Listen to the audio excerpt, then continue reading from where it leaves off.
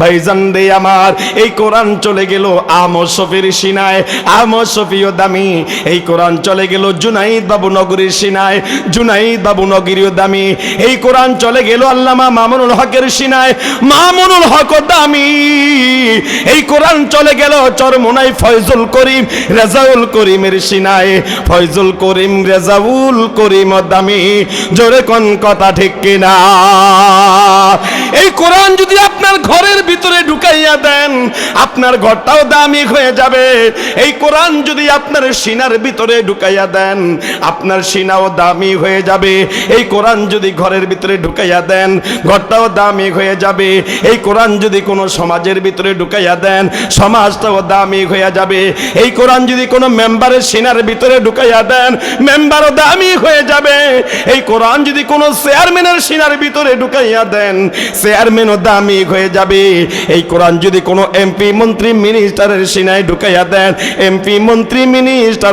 রব্বে কারিম সূরাতুল আনফালের 2 এবং 3 নম্বর আয়াতের মধ্যে রব্বে কারিম মুমিনের 5টি সার্টিফিকেট তুলে ধরলেন। কয়টি? 5টি সার্টিফিকেট তুলে ধরলেন। এই 5টা সার্টিফিকেট অর্জন করে যদি আপনি কিয়ামতের ময়দানে দাঁড়াইতে পারেন, বিনা হিসাবে জান্নাত। এখন আজকে কি সার্টিফিকেট নিয়ে বাড়িতে যাওয়া যাইব? কথা কন, কথা কন। রব্বুল আলামিন বলেন, কদ আফলাহাল মুমিনুন, মুমিনরা সফল কাম। রব্বুল আলামিন বলে নাই আলেমরাই সফল কাম। রব্বুল আলামিন বলে নাই মুফতি যারা তারা সফল কাম। রব্বুল আলামিন বলে নাই যারা হাফেজ তারা সফল কাম।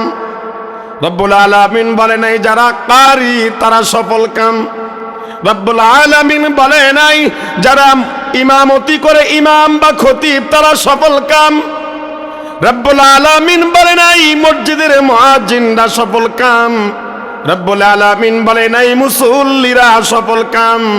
রব্বুল আলামিন বলেছে, কদ আফলাহাল মুমিনুন।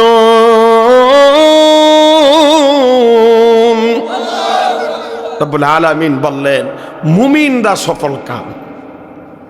তাহলে মুমিন কারা? যে মানুষগুলোর ভিতরে 5টা গুণ থাকবে, 5টা সার্টিফিকেট থাকবে, ওই মানুষগুলো হবে মুমিন। 1 নাম্বার সার্টিফিকেট রব্বুল আলামিন তুলে ধরলেন, ইন্নামাল মুমিনুনাল্লাযীনা ইযা যুকিরাল্লাহু ওয়াজিলাত কুলুবুহুম। আরে মুমিন তো ওই ব্যক্তি, যে ব্যক্তির সামনে আল্লাহর নাম স্মরণ করা হলে ওর অন্তরের ভিতরে কম্পন সৃষ্টি হয়ে যায়। মুমিন তো ওই ব্যক্তি যার সম্মুখে আল্লাহর নাম স্মরণ করা হলে ওর অন্তরের ভিতরে কম্পন সৃষ্টি হয়ে যায়। আরে মুমিন তো ওই ব্যক্তি ফজরের আজান শুনে যারা মসজিদে চলে আসে। আরে মুমিন তো ওই ব্যক্তি জোহরের আজান শুনে যারা নামাজে দাঁড়িয়ে যায়। আরে মুমিন তো ওই ব্যক্তি আসরের আজান শুনে যারা জামাতে দাঁড়িয়ে যায়। আরে মুমিন তো ওই ব্যক্তি মাগরিবের আজান শুনে যারা মসজিদে চলে যায়। আরে মুমিন তো ওই ব্যক্তি যারা এশারের আজান শুনে কাজ ফেলে দিয়ে মসজিদে চলে যায়। এখন আমরা আমাদের সাথে নামাজের কোনো সম্পর্ক নাই, অথচ নিজেকে কি দাবি করি?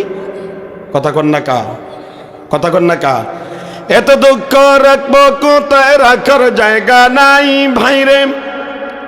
এত দুঃখ রাখবো কোথায়, রাখার জায়গা নাই। আমাদের কপালেতে শান্তি বুঝি নাই বাইরে, আমাদের কপালেতে শান্তি বুঝি নাই। 5 ওয়াক্ত নামাজ পড়ে কপালে তার দাগ, মক্কা গিয়ে নামের আগে লাগায় হাজি সাপ বাইরে, লাগায় হাজি সাপ। 4 দোকানে বসে হাজি টেলিভিশন চায়, হিন্দি গানের তালে তালে পা দুটি নাচায় বাইরে, হিন্দি গানের তালে তালে পা দুটি নাচায়। এই ধরনের হাজি আর এই ধরনের নামাজি কখনো মুমিন হতে পারবে না। জোরে কোন কথা ঠিক কিনা? সুদে ঘুষে জীবন কাটে, করে দুর্নীতি, এরা যদি হয় আবার মসজিদের সভাপতি। কথা বলেন, সুদে ঘুষে জীবন কাটে, করে দুর্নীতি, এরা যদি হয় আবার মসজিদের সভাপতি। উচিত কথা কইতে গেলে মোল্লার চাকরি নাই, ঠিক কিনা বলো মুসলমান? উচিত কথা কইতে গেলে মোল্লার চাকরি নাই। আমাদের এই কপালেতে শান্তি বুঝি নাই, জোরে কোন কথা ঠিক কিনা? আমার ভাইরাম, আমার বন্ধুগণ, রব্বুল আলামিন ফরমান, আরে মুমিন তো ওই বান্দা, ইন্নামাল মুমিনুনাল্লাযীনা ইযা যুকিরাল্লাহু ওয়াজিলাত কুলুবুহুম। মুমিন তো ওই বান্দা যার সামনে আমি আল্লাহর নাম স্মরণ করলে, আমি আল্লাহর ভয়ে, জাহান্নামের ভয়ে, কিয়ামতের ভয়ে ওর অন্তরের ভিতরে কম্পন সৃষ্টি হয়ে যায়। অলসতা করে তুমি ফজর করেছো কাজা, এমন তো হতে পারে জোহরের আগেই তোমার জানাজা। অলসতা করে তুমি জোহর করেছো কাজা, এমন তো হতে পারে আসরের আগেই তোমার জানাজা। অলসতা করে তুমি আসর করেছো কাজা, এমন তো হতে পারে মাগরিবের আগেই তোমার জানাজা। জোরে কোন কথা ঠিক কিনা?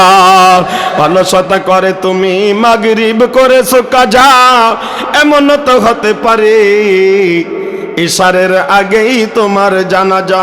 অলসতা করে তুমি ইশার করেছো কাজা, এমন তো হতে পারে ফজরের আগেই তোমার জানাজা। এইভাবে যদি হয় জানাজা, কিয়ামতের ময়দানে মিলবে তোমার কপালের সাজা। জোরে কোন কথা ঠিক কিনা? মুসলমান ভাইরা রে আমার, গভীর মনোযোগ দেন। আজ বাংলাদেশের ভিতরে সমস্ত মানুষ, বাংলাদেশের মধ্যে শতকরা 95% মুসলমানের মধ্যে এখন মানুষ দুই ভাগে বিভক্ত হয়ে গেছে। এক পক্ষ নারে তাকবীর আল্লাহু আকবারের স্লোগান দেয়, আরেকটা পক্ষ নারে তাকবীরকে ভুয়া বলে স্লোগান দেয়। জোরে কোন কথা ঠিক কিনা? এরা কখনো মুমিন হতে পারবে? আওয়াজ দিয়া কন। কিয়ামতের ময়দানে যখন বিচার হবে, বিচারের পরে মানুষগুলো দুইটা ভাগ হয়ে যাবে। এক ভাগ মানুষ জাহান্নামে চলে যাবে, কোথায়? আরেক ভাগ মানুষ জান্নাতে। তো জান্নাতি মানুষগুলো, এই বিষয়ের উপরে এই বছর আমি আলোচনা করছিলাম মাদ্রাসায়, বেরিরহাট মাদ্রাসা, বেরিরহাট বলে রে, হ্যাঁ, এই বিষয়ের উপরে ওখান থেকে একটু ইঙ্গিত দিলাম, মুমিনের ব্যাপারে একটু ইঙ্গিত দিলাম। তো জান্নাতি মানুষগুলো জাহান্নামী মানুষদেরকে প্রশ্ন করবে, মা সালাকাকুম ফি সাকর। কথা স্পষ্ট বুঝেন? জান্নাতি মানুষরা জাহান্নামীদেরকে প্রশ্ন করবে, মা সালাকাকুম ফি সাকর। ওরে জাহান্নামীরা, তোরা জাহান্নামে কোন বদ আমলের কারণে আইছ? তো জাহান্নামীরা দুইটা কারণ তুলে ধরবে। কয়টা? দুইটা কারণ। এক নাম্বার কারণ তারা বলবে, কলু, তারা বলবে, কি বলবে? লামনাকু মিনাল মুসল্লিন, আমরা মুসল্লি ছিলাম না। কি ছিলাম না রে ভাই? কি ছিলাম না? মুসল্লি ছিলাম না। যেহেতু তুমি মুসল্লি ছিল না, তাহলে ইন্নামাল মুমিনুনাল্লাযীনা ইযা যুকিরাল্লাহু ওয়াজিলাত কুলুবুহুম, এই কথার কাজ, এই কথার গুণবাচক তোমার ভিতরেই ছিল না। মুসল্লি ছিলাম না। আচ্ছা ভাই, মুসল্লি কাকে বলে? বলেন, মুসল্লি কাকে বলে? যারা 5 ওয়াক্ত নামাজ পড়ে এদেরকে মুসল্লি বলে না। এদেরকে যদি মুসল্লি বলতো, তাহলে কিয়ামতের ময়দানে বহু নামাজিরা সেজদা দিতে পারবে না, দাঁড়াইয়া থাকবে। বহু নামাজিরা। মুসল্লি বলে ওই ব্যক্তিকে যার নামাজের সাথে, কোরআনের সাথে সংসারের মিল আছে, বুঝেন? মুসল্লি বলে ওই ব্যক্তিকে যার নামাজের সাথে কোরআনের সাথে 3.5 বডির মিল আছে। মুসল্লি বলে ওই ব্যক্তিকে যার নামাজের সাথে কোরআনের সাথে সমাজের সাথে মিল আছে। মুসল্লি বলে ওই ব্যক্তিকে যার নামাজের সাথে আর কোরআনের সাথে ইসলাম বাস্তবায়নের আন্দোলনের সাথে মিল আছে। জোরে কোন কথা ঠিক কিনা?